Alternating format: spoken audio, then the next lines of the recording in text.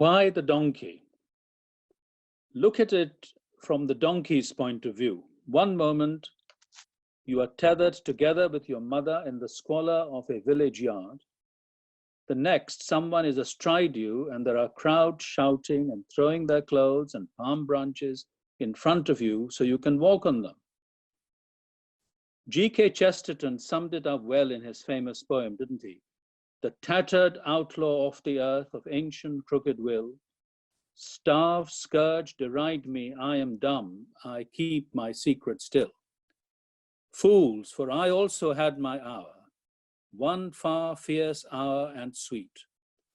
There was a shout about my ears and palms before my feet. But why the donkey?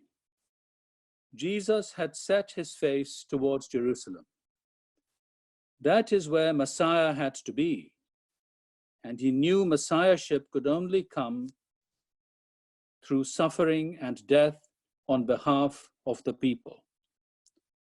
As he approaches Jerusalem, he is surrounded by fellow pilgrims, particularly those who've come with him from Galilee. They have heard him teach. They have seen him heal and feed. We mustn't let popular hymns mislead us at this point. We sing sometimes, don't we?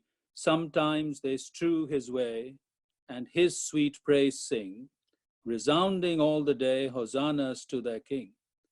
Then crucify is all their breath, and for his death they thirst and cry. This is a different crowd from the bunch of hirelings and false witnesses of the religious and political establishment that was to demand his death only a few days later. This crowd on Palm Sunday wants him declared Messiah and enthroned King at this heady time of Passover, when Jewish nationalist ambitions are at their peak. Let's take on the imperialist oppressors now, might have been their cry.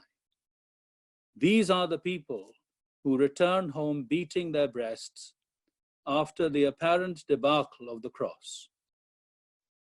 They may have misunderstood the message of Jesus, but they shouldn't be identified with the bloodthirsty rabble of Good Friday. The donkey then is a visual aid to show them there is another way. He is to become Messiah by winning hearts and minds, not through brute force and by adopting the methods of the oppressors. His way involves being completely at one with the will of his Father, even when this leads to arrest, mock trials, torture, and a frightful death. This is how he opens up a new kind of humanity, remade in his image rather than the soiled one of their ancestor gone wrong. Here are those with the new heart that Jeremiah and Ezekiel spoke of, so changed from the inside that they can then seek to transform what is outside in the power and the spirit of Jesus. In such a view of Messiahship, Jesus is acting entirely in line with biblical prophecy. Rejoice greatly, O daughter of Zion. Shout aloud, O daughter of Jerusalem. Lo, your king comes to you. Triumphant and victorious is he, humble and riding on an ass, on a colt, the foal of an ass. He knew that Messiahship had to be claimed with humility, but also with vicarious suffering, rejection, and martyrdom.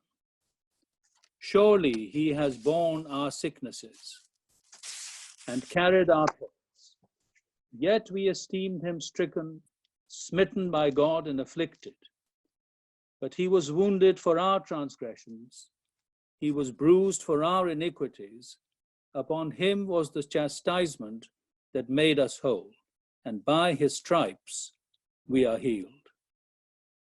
There has never been a triumphal entry like this, a humble king who establishes his kingdom through suffering in place of his people.